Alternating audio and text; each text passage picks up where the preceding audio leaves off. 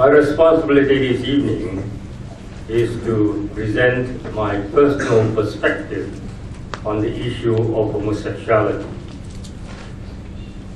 I can do no better than to quote from the official statement of the United Methodist Church in the United States that considers homosexuality as incompatible with Christian teaching.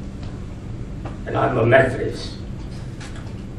Yet it is this same church that recognizes its, and I quote, limited understanding of the complex gift and encourages the medical, theological, and social science disciplines to combine in a determined effort to understand human sexuality more completely. We call the church to take the leadership role in bringing together these disciplines to address this most complex issue. My approach, therefore, is a multidisciplinary one. Firstly, I will raise some general observations about the teaching of the Bible, since homosexuality, as many regard, is incompatible with the teaching of the Bible and the teaching of the church.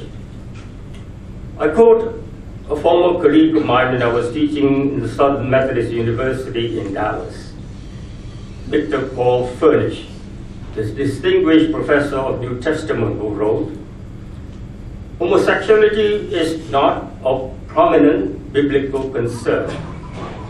The earliest ethical codes of the Hebrews makes no mention of homosexual behavior. There is nothing about it in the Ten Commandments. The four Gospels record no saying of Jesus on the subject.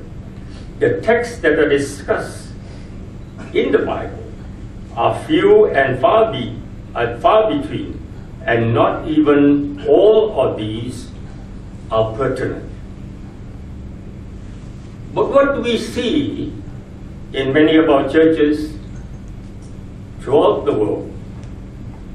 Homosexuality has become a major issue, more serious than doctrine or church order. It is even now projected to split the Episcopal Church in the United States as well as the worldwide Anglican Communion.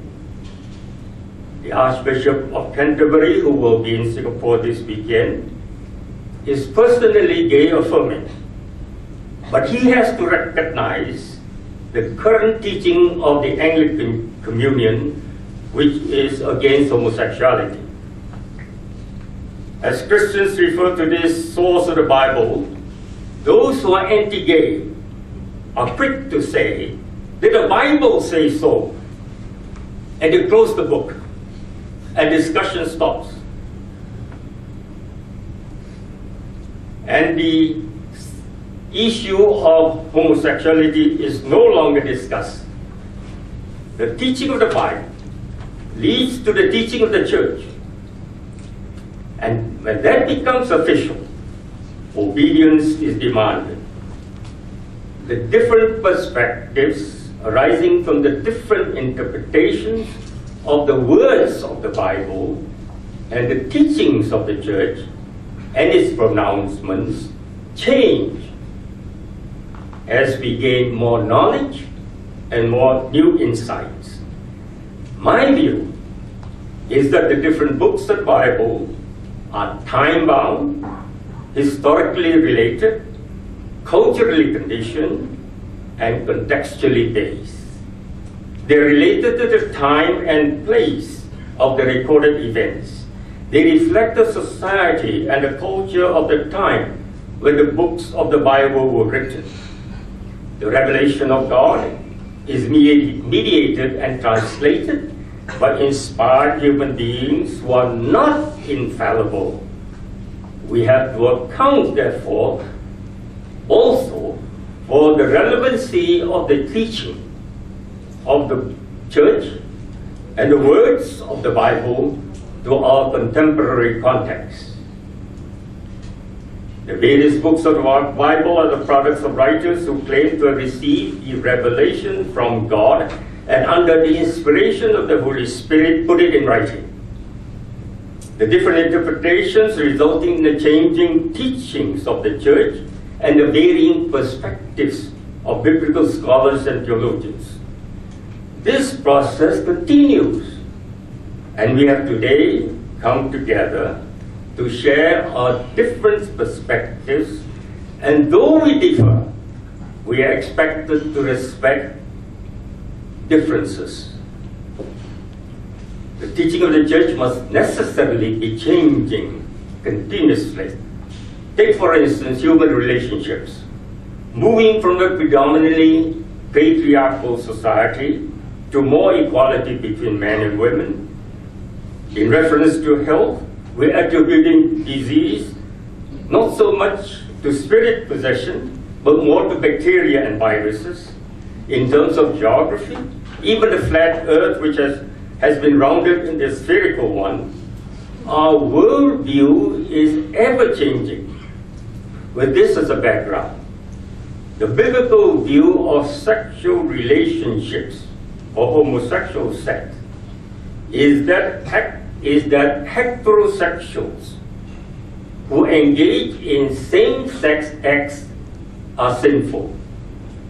The biblical writer regards, at that time, all men are born heterosexual, and in condemning same-sex acts, which they do, quite specifically, they see it as heterosexual men exchanging their male role to that of an inferior role of women.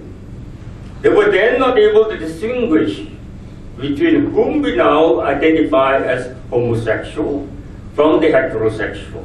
Their view was heterosexuals engaging in sexual acts with the same sex. The biblical texts that explicitly talk about same-sex acts are few in number, as Professor Tan has said. The brief references are related to laws of purity, holiness, temple rituals, and to the Greco-Roman culture and pagan worship.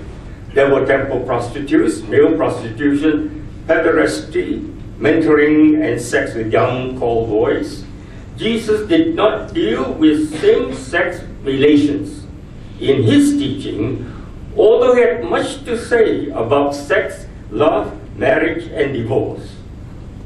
Homosexuality in terms of sexual orientation is a term which we now understand as committed relationship, long-term committed relationship. It was not discussed and understood at the time of the biblical time. It was much later that the term homosexual was used.